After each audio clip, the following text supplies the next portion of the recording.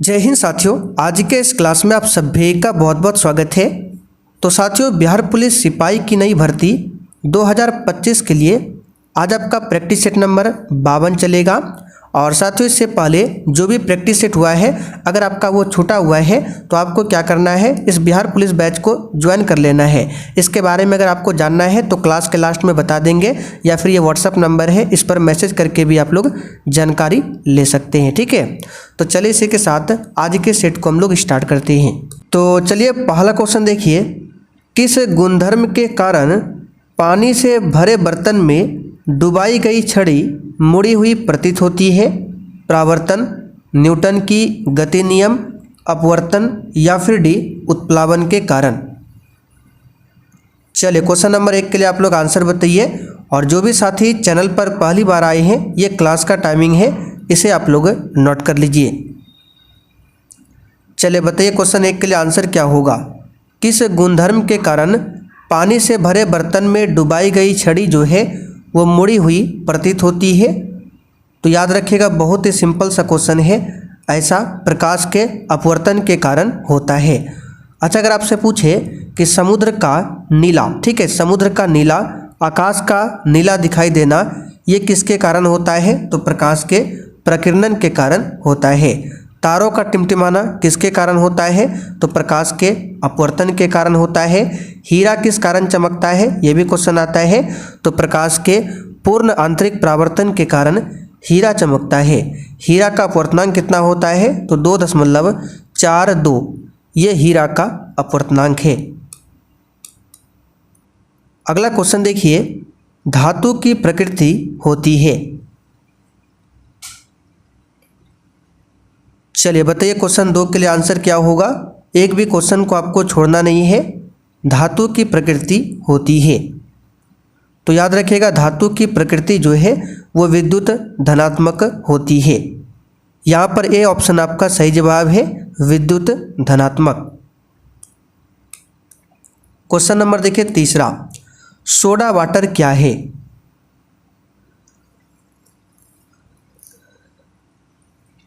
चलिए बताइए soda water क्या है। बिल्कुल आपके बिहार पुलिस 2025 के न्यू सिलेबस पर आधारित क्वेश्चन है। तो देखिए सोडा वाटर क्या है, इसका आंसर क्या हो जाएगा? गैस द्रव का विलयन होता है सोडा वाटर। यहाँ पर अगर आपने ऑप्शन ए को टिक किया है तो आपका बिल्कुल सही जवाब है गैस द्रव का विलयन। अगला क्वेश्चन, अधातु के ऑक्साइड प्रायः होते हैं। चलिए बताइए अधातु के ऑक्साइड प्रायः होते हैं।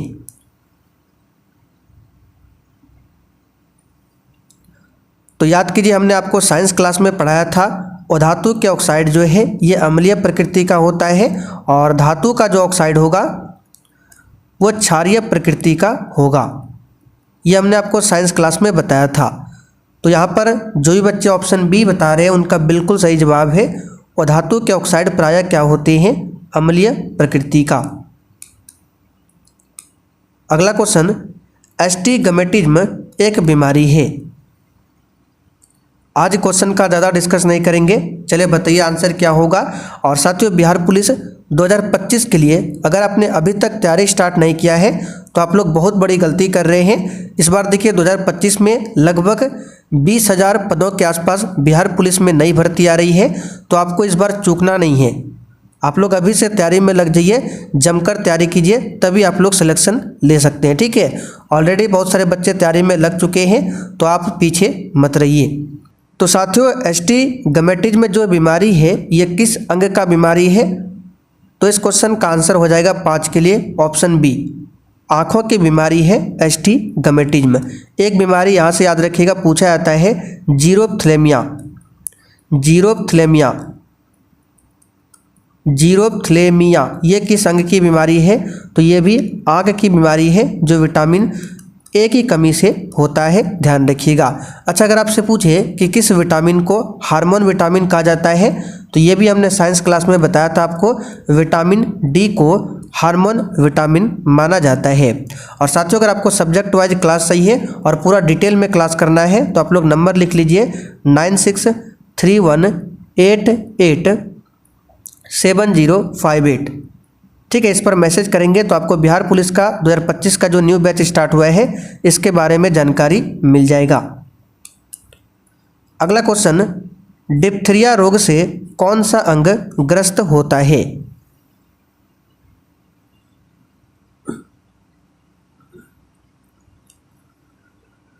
तो इसका आंसर हो जाएगा गला। ठीक है, डिप्थीरिया रोग से कौन सा अंग ग्रसित होता है? तो गला ग्रसित होता है। यकृत ग्रंथि मानव शरीर की सबसे बड़ी ग्रंथि है। इसका वजन लगभग 1.5 kg होता है और शरीर में एक बीमारी होता है पीलिया। आपने सुना होगा पीलिया।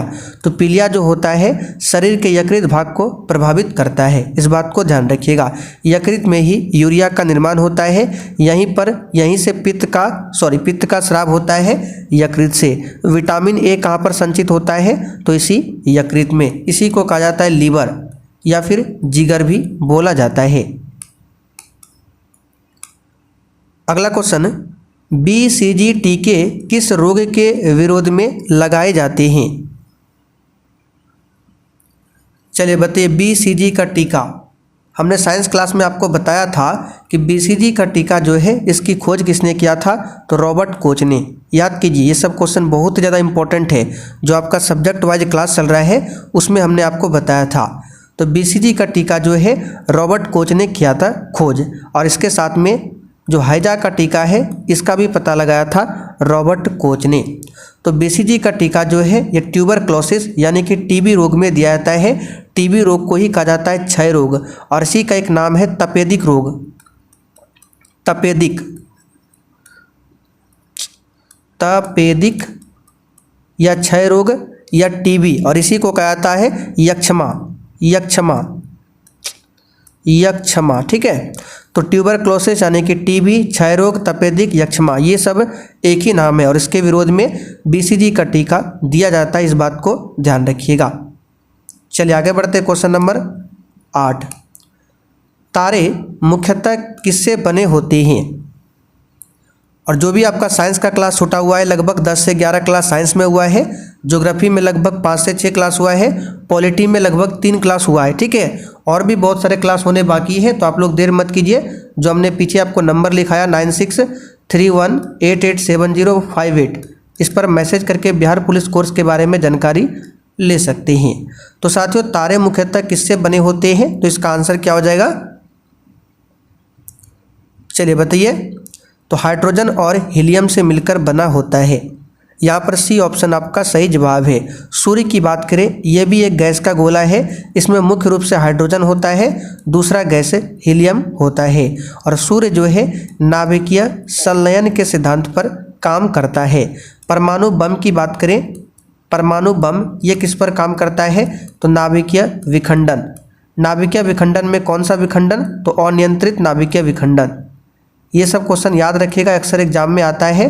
अनियंत्रित नाभिकीय विखंडन के सिद्धांत पर परमाणु बम काम करता है। हाइड्रोजन बम की बात करें तो नाभिकीय संलयन, सूर्य की बात करें तो नाभिकीय संलयन पर काम करता है। अगला क्वेश्चन देखिए, मंगल ग्रह को डैश के रूप में भी जाना जाता है। अब चलिए थोड़ा सा यहाँ पे सौरमंडल के बारे में जान लेते हैं, यहाँ से अक्सर क्वेश्चन आता है एग्जाम में। तो सौरमंडल में सबसे जो बड़ा आपका मेन प्रधान है ये है सूर्य। ये सौरमंडल के बीचों बीच होता है सूर्य। ठीक है, तो सूर्य के बारे में पीछे अभी हमने आपको बता दिया, सूर्य में कौन कौन सा गैस है, किस सिद्धांत पर काम करता है। अब चलिए सूर्य से आगे हम लोग बढ़ते हैं। तो सूर्य से सबसे नज़दीक वाला ग्रह पूछा जाता है कौन सा है? तो सूर्य से सबसे नज़दीक ग्रह है बुध ग्रह सूर्य से सबसे नज़दीक ग्रह है। ये सौरमंडल का सबसे छोटा ग्रह है बुध ग्रह। बुध के बाद आता है आपका शुक्र, और शुक्र ग्रह से 4-5 क्वेश्चन बनता है। शुक्र ग्रह सबसे पहले सौरमंडल का सबसे गर्म ग्रह है, सौरमंडल का सबसे चमकीला ग्रह है। सुबह का तारा, ठीक है, शाम का तारा, पृथ्वी का जुड़वा बहन, ये सब शुक्र ग्रह को कहा जाता है, ध्यान रखिएगा। तो बुध शुक्र, तीसरे स्थान पर आता है पृथ्वी। बुध शुक्र पृथ्वी, पृथ्वी को नीला ग्रह कहा जाता है। बुध शुक्र पृथ्वी, उसके बाद मंगल ग्रह को लाल ग्रह कहा जाता है। ठीक है, मंगल ग्रह को लाल ग्रह कहा जाता है। तो इस क्वेश्चन का आंसर क्या होगा? लाल ग्रह। तो बुध, शुक्र, पृथ्वी, मंगल। मंगल के बाद आता है बृहस्पति, जो कि सौर मंडल का सबसे बड़ा ग्रह है बृहस्पति, ध्यान रखिएगा। और इसी का सबसे बड़ा उपग्रह है गैनीमीड। तो अगर आपसे पूछे कि बताइए सौर मंडल का सबसे बड़ा उपग्रह कौन सा है, गैनीमीड, किसका उपग्रह है, तो ये बृहस्पति का उपग्रह है। तो बुध, शुक्र, पृथ्वी, मंगल, बृहस्पति, उसके बाद शनि। शनि सौरमंडल का दूसरा सबसे बड़ा ग्रह है। पहला सबसे बड़ा ग्रह बृहस्पति, दूसरा सबसे बड़ा ग्रह है आपका शनि। और शनि का एक उपग्रह है टाइटन। एग्जाम में पूछा जाता है कि टाइटन किस ग्रह का उपग्रह है, तो शनि का उपग्रह है। तो बुध, शुक्र, पृथ्वी, मंगल, बृहस्पति, शनि, अरुण और वरुण। वरुण सूर्य से सबसे दूर में है, तो ये सबसे ठंडा ग्रह है। क्वेश्चन आता है सौरमंडल का सबसे ठंडा ग्रह, तो ये आपका वरुण ग्रह। सौरमंडल का सबसे गर्म ग्रह, तो ये आपका बुध ग्रह। सबसे बड़ा बृहस्पति, दूसरा सबसे बड़ा शनि, सबसे गर्म पूछे तो ये आपका शुक्र। ठीक है, शुक्र सबसे गर्म होगा, ये तो छोटा है ना। चलिए आगे बढ़ते हैं। क्वेश्चन नंबर 10, सेशल्स द्वीप कहाँ पर स्थित है? जो भी क्वेश्चन हम बताते हैं बस आपको केवल ध्यान से सुनना है, बाकी पूरा आपको प्रॉपर तरीका से इसका नोट्स मिल जाएगा बैच में। तो सेशल्स द्वीप जो है हिंद महासागर में स्थित है। कहाँ पर स्थित है? हिंद महासागर में। जैसे कि भारत का मैप हो गया, तो इधर आपका है क्या है, इधर अरब सागर, इधर क्या है बंगाल की खाड़ी, नीचे है आपका हिंद महासागर। रामनाथ गोयनका पुरस्कार किस क्षेत्र में योगदान के लिए प्रदान किया जाता है?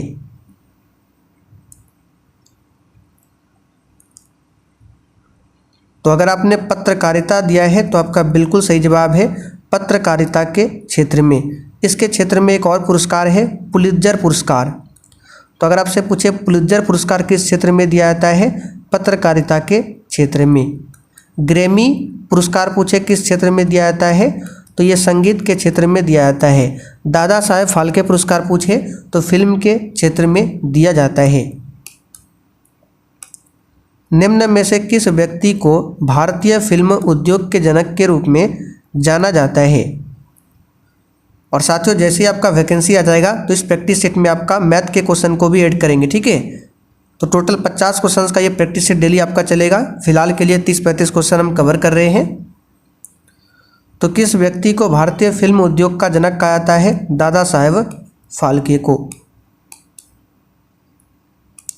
भारत रत्न प्राप्त करने वाले किस व्यक्ति का जन्मदिन इंजीनियर दिवस के रूप में मनाया जाता है?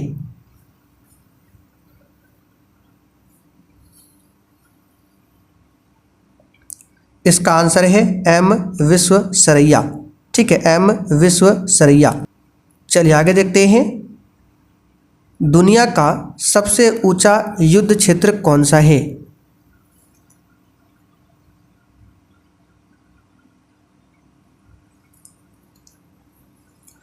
तो आप सभी जानते हैं सियाचिन ग्लेशियर दुनिया का सबसे ऊंचा क्या है? युद्ध क्षेत्र है, ध्यान रखिएगा। आगे बढ़ते हैं। निम्न में से कौन सा भारत का राष्ट्रीय जलीय जंतु है?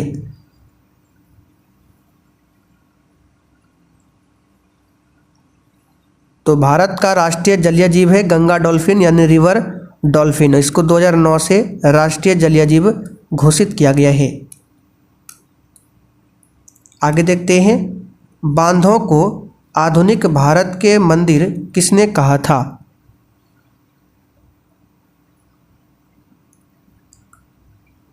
तो प्यारे बच्चों, बांधों को आधुनिक भारत का मंदिर कहा था पंडित जवाहरलाल नेहरू ने। भारत के प्रथम प्रधानमंत्री थे। इन्होंने ही संविधान सभा के सामने जो 13 दिसंबर को तीसरी बैठक हुई थी, 13 दिसंबर 1946 को, ठीक है, इसमें उद्देशिका जिसको अभी हम लोग प्रस्तावना के नाम से जानते हैं, इसको प्रस्तुत किया था पंडित जवाहरलाल नेहरू ने। इन्होंने 1929 में जो लाहौर अधिवेशन हुआ था इसकी भी अध्यक्षता किया था पंडित जवाहरलाल नेहरू ने। सरदार वल्लभ भाई पटेल की जयंती पर 31 अक्टूबर को राष्ट्रीय एकता दिवस मनाते हैं। 1928 में जो बारदोली सत्याग्रह हुआ था इसका नेतृत्व किया था। इनको भारत का लौह पुरुष, भारत का बिस्मार्क, इन सभी के नाम से जाना जाता है। दुनिया के मजदूर एकजुट हो, इसका नारा किससे संबंधित था?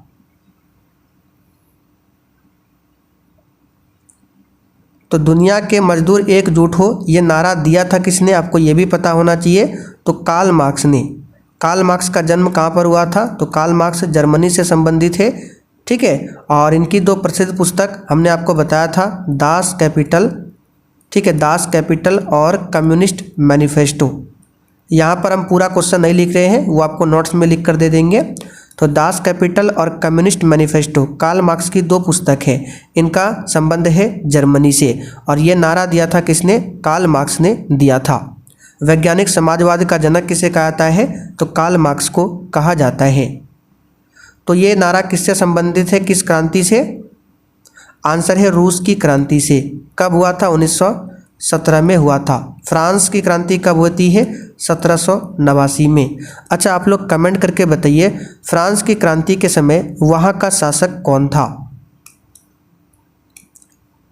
पाकिस्तान के किस शहर को मुगलों का बाग या बाघों का शहर कहा जाता है।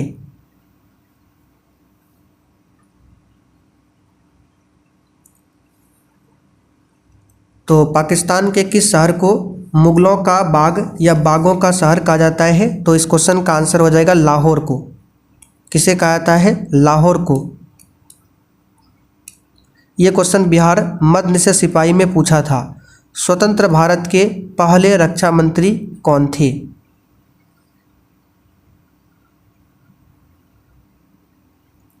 चलिए आंसर है, सॉरी, इसका आंसर है बलदेव सिंह। सरदार बलदेव सिंह भारत के पहले रक्षा मंत्री थे। ठीक है, सरदार वल्लभ भाई पटेल भारत के प्रथम गृह मंत्री थे। भारत के प्रथम कानून मंत्री कौन थे, डॉक्टर BR अम्बेडकर। भारत के प्रथम शिक्षा मंत्री कौन थे, तो आपका मौलाना अबुल कलाम आज़ाद। सभी को ध्यान रखना है, अब्दुल कलाम आज़ाद नहीं, अबुल कलाम आज़ाद। डोंगरी भाषा निम्नलिखित में से किस राज्य या फिर केंद्र शासित राज्य में मुख्य रूप से बोली जाती है। चलिए बताइए इस क्वेश्चन का आंसर क्या होगा।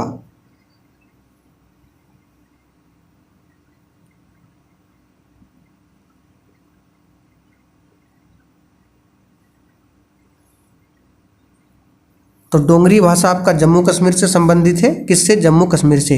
इसका आंसर क्या हो जाएगा, ऑप्शन ए। ठीक है, जम्मू कश्मीर। अच्छा, एक आप क्वेश्चन आपसे पूछते हैं, बताइएगा। तो सबसे पहले देखिए, किस वर्ष में भारत के प्रशासन को महारानी विक्टोरिया की उद्घोषणा के द्वारा ब्रिटिश सम्राट के हाथों में सौंप दिया गया था। ये क्वेश्चन आपको कहाँ पर डिटेल में देखने को मिलेगा, तो हमने बिहार पुलिस के बैच में जो लुसेंट का मॉडर्न हिस्ट्री, ठीक है, लुसेंट का जो मॉडर्न हिस्ट्री का नोट्स बनाकर दिया है वन लाइनर फॉर्म में, वहाँ पर पूरा डिटेल में डिस्कशन करके दिया है, आप लोग पढ़ सकते हैं। अच्छा, एक क्वेश्चन बताइए, इस बार 2024 में आया था, अल हिलाल किसकी पत्रिका है। ये इस बार 2024 में क्वेश्चन आया था बिहार पुलिस में। तो ये मौलाना अबुल कलाम की पत्रिका है अल हिलाल। तो 22 का आपका आंसर क्या हो जाएगा, ऑप्शन 1858। ठीक है, 1858 का जो एक्ट आया था इसी के तहत। 1857 की क्रांति कब हुई थी, 10 मई से। 10 मई से स्टार्ट हुआ था लॉर्ड कैनिंग के समय में। और देखिए, कुछ बच्चे बोल रहे हैं बिहार से संबंधित क्वेश्चन कराइए। तो देखिए, आपको बिल्कुल भी टेंशन नहीं लेना है। ठीक है, बिहार से रिलेटेड जो भी जीके है उसका भी क्लास आपका स्टार्ट हो जाएगा। आपका भला सबकी भलाई, ये बैंक की टैगलाइन किसकी है। और स्पेशल बिहार से संबंधित जो आपको नोट्स देंगे, वहाँ पर आपको स्पेशल नोट्स में मिल जाएगा बूस्टर जीके में। ठीक है, 8 से 10 नोट्स देंगे सिर्फ बिहार से। तो आपका भला सबकी भलाई, ये बंधन बैंक का टैगलाइन है। निम्न में से कौन भारतीय सम्राट को महमूद गजनी ने अपने प्रथम आक्रमण में 1001 ईस्वी में हराया था।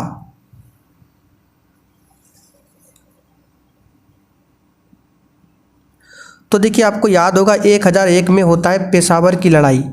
ठीक है, 27 नवंबर 1001 को सुल्तान महमूद बिन सोबतीन, ठीक है, महमूद बिन जिसको कहा जाता है गजनी, और पेशावर की जयपाल की हिंदू शाही सेना के बीच ये लड़ाई लड़ी थी, पेशावर की लड़ाई। तो महमूद गजनी ने अपने प्रथम आक्रमण में 1001 ईस्वी में किसको हराया था, तो जयपाल को। धरती की सबसे बड़ी कड़ी व ऊपर की सतह या सॉलिड क्रस्ट को क्या कहा जाता है।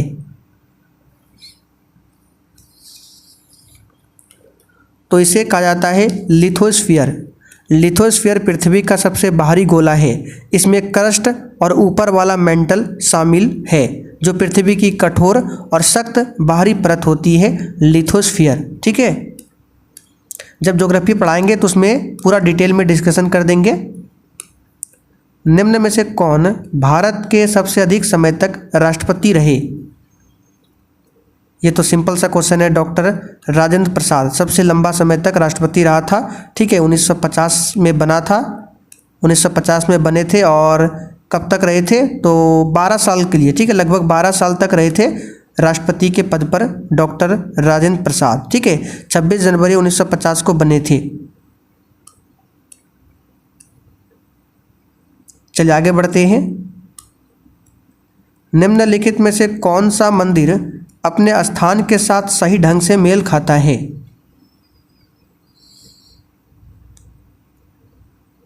चलिए बताइए इसका आंसर। तो मल्लिकार्जुन दिया है आंध्र प्रदेश, तो भगवान मल्लिकार्जुन का मंदिर आंध्र प्रदेश राज्य में स्थित है। ये बिल्कुल आपका सही है। ठीक है, बाकी सोमनाथ बिहार है, ये सोमनाथ तो गुजरात में, बाकी ये सभी आपका गलत है। बैद्यनाथ धाम तो आप सभी जानते हैं झारखंड में है, ये सब गलत है। केवल यहाँ पर ए ऑप्शन ही आपका सही जवाब है। अष्टमुदी झील निम्नलिखित में से किस राज्य में स्थित है? तो ये तो बता चुके हैं, नोट्स में भी डाल चुके हैं। ऑप्शन के अकॉर्डिंग यहाँ पर केरल राज्य में। ठीक है, अष्टमुदी झील केरल राज्य में दूसरी सबसे बड़ी झील है। और ये कहाँ पर है? तो कोल्लम जिले में। केरल का एक डिस्ट्रिक्ट है कोल्लम जिला, कोल्लम जिला में स्थित है अष्टमुदी झील, इस बात को ध्यान रखिएगा। अच्छा बताइए लोकटक झील कहाँ पर है? तो मणिपुर में है लोकटक झील। पुलिकट झील बताइए कहाँ पर है, कमेंट करके। चलिए आगे देखते हैं। बुर्ज होम नवपाषाण युगीन स्थल में स्थित है, बताइए कहाँ पर है बुर्ज होम? इसका आंसर होगा जम्मू कश्मीर। देखिए बुर्ज होम की बात करें, जम्मू कश्मीर में खोजा जाने वाला पहला नवपाषाण स्थल था बुर्ज होम। कहाँ मिला था? जम्मू कश्मीर में। यहाँ पर झील है डल झील। ठीक है, याद रखिएगा कौन सा झील है? डल झील है। और कौन सा है? वुलर झील, जो कि मीठे पानी की झील है, और ये खारे पानी की झील है डल झील। अच्छा, भारत की सबसे अधिक खारे पानी की झील कौन सी है? तो सांभर झील, जो कि राजस्थान में पड़ता है। निम्नलिखित में से कौन सी नदी महाबलेश्वर से निकलती है?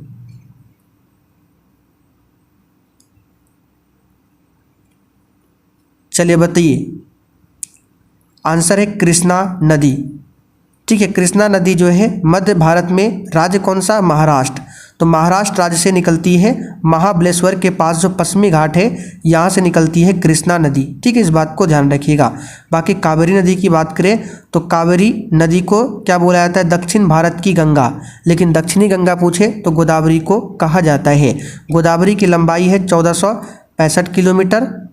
ठीक है, कृष्णा की लंबाई है 1400 किलोमीटर। ये सब हम आपको बता चुके हैं। गंगा की लंबाई है 2525 किलोमीटर। चलिए आगे बढ़ते हैं। निम्नलिखित में से किसने पहली बार भगवद गीता का अंग्रेजी में अनुवाद किया था? चलिए बताइए। तो चार्ल्स विल्किंस ने पहली बार भगवद गीता का अंग्रेजी में अनुवाद किया था, इस बात को ध्यान रखिएगा। ठीक है, तो क्या हो जाएगा आंसर? Charles Wilkins. अच्छा, एक क्वेश्चन यहाँ से बनता है विलियम जोन्स। अभी हमको याद आया विलियम जोन्स। तो विलियम जोन्स की बात करें तो 1784 में विल्किंस ने विलियम जोन्स को एशियाटिक सोसाइटी ऑफ बंगाल की स्थापना में मदद किया था। किसने? इसी चार्ल्स विल्किंस ने, यानी कि चार्ल्स विल्किंस ने ही विलियम जोन्स की मदद की थी, जो 1784 में एशियाटिक सोसाइटी ऑफ बंगाल की स्थापना होती है, इसमें मदद किया था। जॉर्ज यूले कौन थे? तो भारतीय राष्ट्रीय कांग्रेस की अध्यक्षता करने वाले प्रथम अंग्रेजी थे। ठीक है, प्रथम अंग्रेज थे जॉर्ज यूले। निम्नलिखित में से किस ब्रिटिश भारत का पहला वायसराय नियुक्त किया गया था? ये तो हम कई बार बता चुके हैं, लॉर्ड कैनिंग आंसर हो जाएगा। भारत का प्रथम गवर्नर जनरल पूछे तो लॉर्ड विलियम बेंटिक। बंगाल का प्रथम गवर्नर जनरल, ये सब हम बता चुके हैं। जो रेगुलर क्लास करते हैं उनको पता होगा। निम्नलिखित में से कौन सी एक प्रायद्वीपीय नदी नहीं है?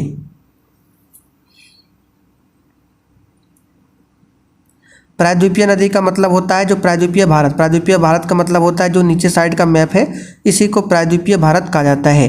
प्रायद्वीपीय भारत का मतलब होता है जो 3 ओर से पानी से घिरा हो। तो इधर बंगाल, इधर आपका अरब सागर, इधर बंगाल खाड़ी, नीचे हिंद महासागर।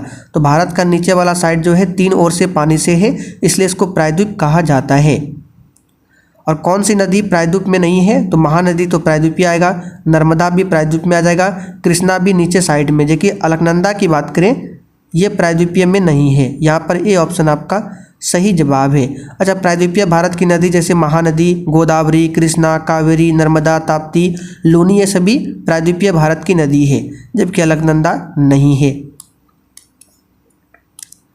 भारतीय संविधान के निम्नलिखित में से कौन सा अनुच्छेद भारत के राष्ट्रपति के चुनाव से संबंधित है? अच्छा, अगर आपको ये क्वेश्चन समझ में ना आया हो तो जब भी आपका ज्योग्राफी का क्लास होगा वहाँ पर पूरा डिटेल में आपको बताया जाएगा। तो राष्ट्रपति से संबंधित आर्टिकल हमने बताया था। राष्ट्रपति का पद पूछे तो 52 में है।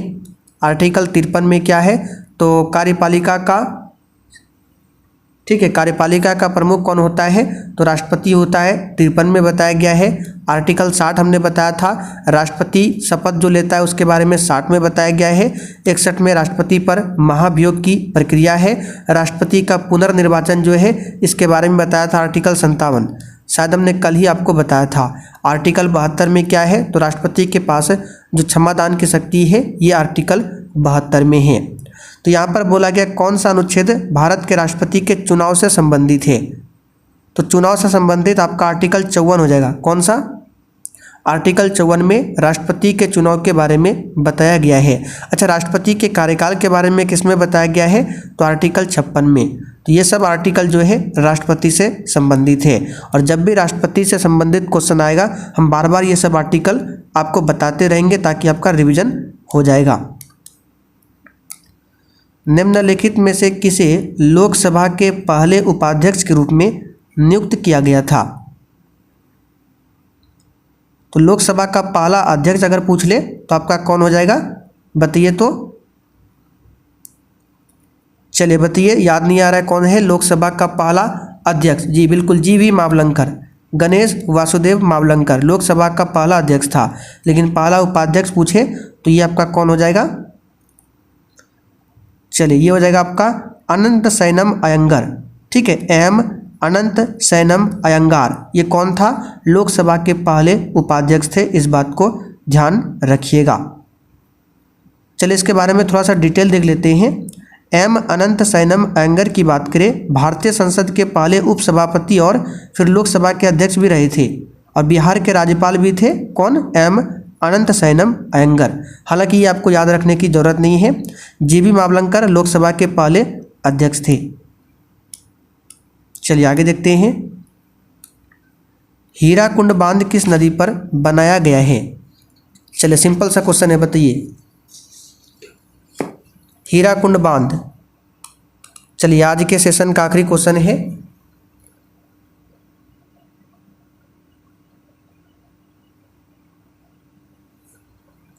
तो भारत का सबसे लंबा बांध है हीराकुंड बांध, ये महानदी पर है उड़ीसा में। सी ऑप्शन सही है। तो चले साथियों, आज के लिए इतना ही। अब आप लोग कमेंट करके बता दीजिए अपने 36 क्वेश्चन में से आज कितने क्वेश्चन सही किए हैं। और जिनको भी बैच के बारे में जानकारी चाहिए तो यहाँ आपको ऊपर वीडियो का लिंक मिल रहा होगा, या जिनको रुकना है तो थोड़ा देर आप लोग रुक लीजिए। यहाँ पर हम आपको बैच के बारे में थोड़ा सा बता देते हैं। ठीक है, ये व्हाट्सअप नंबर है, यहाँ पर मैसेज करके भी बैच के बारे में जानकारी ले सकते हैं। हालांकि आपको क्या करना है, प्ले स्टोर पर जाकर सक्सेस वर्ल्ड MCQ एप्लीकेशन को इंस्टॉल करके ओपन करना है और ऑल कोर्स पर जब क्लिक करेंगे तो इस प्रकार आपके सामने बैच ओपन हो जाएगा। तो बाय नाउ पर क्लिक कीजिएगा। अब ये ऑफर सीमित समय के लिए है, तो आप लोग फटाफट से जाकर आप लोग ले सकते हैं। ठीक है, तो बाय नाउ करेंगे तो यहाँ पर आपका बैच आपका परचेज हो जाएगा। बैच में क्या क्या मिलेगा आप यहाँ पर देख सकते हैं डिटेल में। ठीक है, यहाँ पर लिखा हुआ है।